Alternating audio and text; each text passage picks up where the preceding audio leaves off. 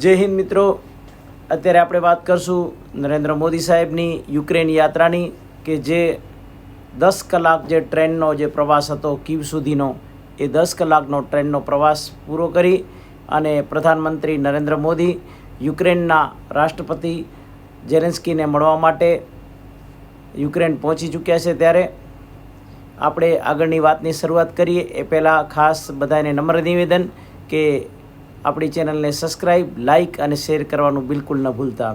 Russia અને Ukraine વચ્ચે 2.5 વર્ષથી ચાલી રહેલા યુદ્ધ વચ્ચે વડાપ્રધાન નરેન્દ્ર મોદી શુક્રવારે યુક્રેન પહોંચ્યા હતા। વડાપ્રધાન નરેન્દ્ર મોદી પોલેન્ડમાં 2 દિવસીય મુલાકાત બાદ યુક્રેન મુલાકાતે છે। તે સ્પેશિયલ રેલ ફોર્સ 1થી કીવ પહોંચ્યા છે ને લગભગ 10 કલાકની ટ્રેન મુસાફરી કરી કીવ પહોંચ્યા હતા, જ્યાં રાષ્ટ્રપતિ ઝેલેન્સ્કી સાથે મુલાકાત કરી તેઓ અહીં 7 કલાક રોકાણ કરશે અને યુક્રેનના રાષ્ટ્રપતિ ઝેલેન્સ્કીએ થોડા મહિના પહેલાં પીએમ મોદીને યુક્રેન આવવાનું આમંત્રણ આપ્યું હતું। અગાઉ મોદી અને ઝેલેન્સ્કી મે 2023માં જાપાનમાં G7 સમિટ દરમિયાન યુદ્ધ પછી પહેલીવાર મળ્યા હતા।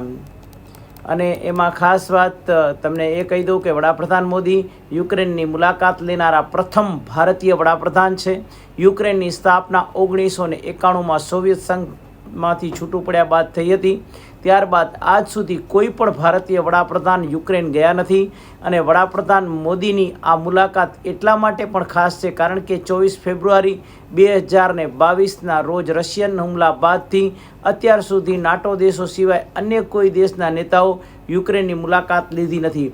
વડાપ્રધાન મોદી મેરેન્સ્કી પેલેસમાં યુક્રેનના રાષ્ટ્રપતિ ઝેલેન્સ્કીને મળ્યા હતા। આ દરમિયાન બંને નેતાઓ વચ્ચે દ્વિપક્ષીય બેઠક થશે અને મોદીના સ્વાગત માટે મેરેન્સ્કી પેલેસને ભારત અને યુક્રેનના ધ્વજથી શણગારવામાં આવ્યો છે। કીવમાં ભારતીય સમુદાયે પીએમ મોદીનું સ્વાગત કર્યું હતું। તેઓ યુક્રેન નેશનલ મ્યુઝિયમ પણ જોવા ગયા હતા, જ્યાં ફેબ્રુઆરી 2022 બાદ રશિયા સામેના યુદ્ધમાં માર્યા ગયેલા બાળકોને શ્રદ્ધાંજલિ આપી છે। તેઓ યુક્રેનના એવી ફ્રોમિન બોટનિકલ ગાર્ડનમાં મહાત્મા ગાંધીની કાશ્ય પ્રતિમાને પણ શ્રદ્ધાંજલિ અર્પી છે અને આ પ્રતિમા 2020માં મહાત્મા ગાંધીની 121મી જન્મજયંતિ પર સ્થાપિત કરવામાં આવી હતી।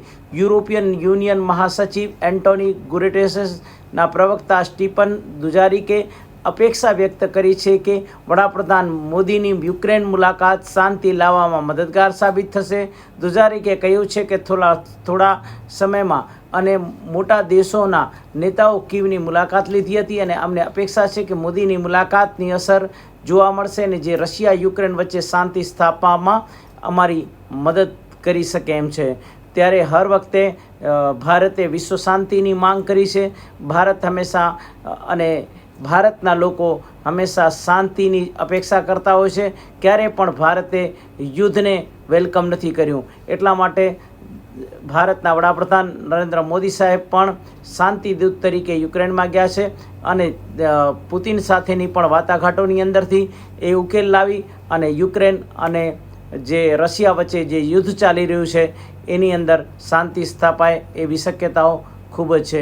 તો આ રીતે આપણે પણ એવી ઈચ્છા રાખીએ કે બંનેનું યુદ્ધ વિરામ થઈ જાય। જય હિન્દ।